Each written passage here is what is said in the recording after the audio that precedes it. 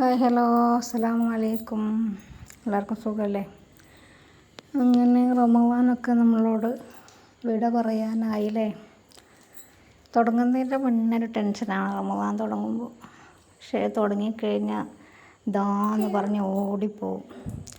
എന്തെന്നൊക്കെയോ plan ഉണ്ടായിരുന്നു എനിക്ക് റമദാൻ ഈ നോമ്പിന്. പക്ഷേ ഒന്നും നടന്നില്ല. എൻ്റെ ഇടയ്ക്ക് വേറെ ഒരു ഇത് വന്നു, വീട്ടിലില്ലാണ്ടായിപ്പോയി.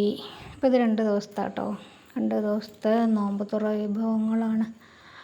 ഒന്ന് പുറത്തായിരുന്നു, ഒന്ന് വീട്ടിലും. പിന്നെ ഇനി നോമ്പ് ഒരാഴ്ചയും കൂടിയല്ലേ. എന്നായിരിക്കും പെരുന്നാൾ? എല്ലാവരും ഒരു ഊഹം പറയും. എൻ്റെ ഒരു അഭിപ്രായത്തിൽ മിക്കവാറും പിന്നെ തിങ്കളാഴ്ച ആവും.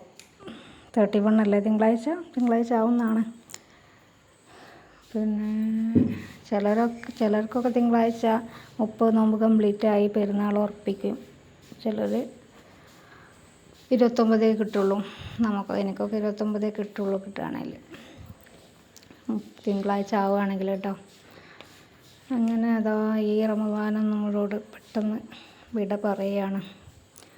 അപ്പോൾ എന്തെങ്കിലും എൻ്റെ ഭാഗത്തുനിന്ന് എന്തെങ്കിലുമൊക്കെ ഉണ്ടെങ്കിൽ ക്ഷമിക്കുക. എന്തെങ്കിലും പറയാനുണ്ടെങ്കിലൊക്കെ പറയുക. ഞാൻ ഖുർആൻ സീരീസൊക്കെ തുടങ്ങണമെന്ന് വിചാരിച്ചിനി. ആരും വലിയ സപ്പോർട്ടൊന്നും തരാത്തതുകൊണ്ട് പിന്നെ ഞാൻ അങ്ങനെയൊക്കെ മതിയെന്ന് കരുതി. നമുക്ക് അടുത്ത റമദാൻ ഇൻഷാ അല്ലാഹ് ഉഷാറാക്കണം.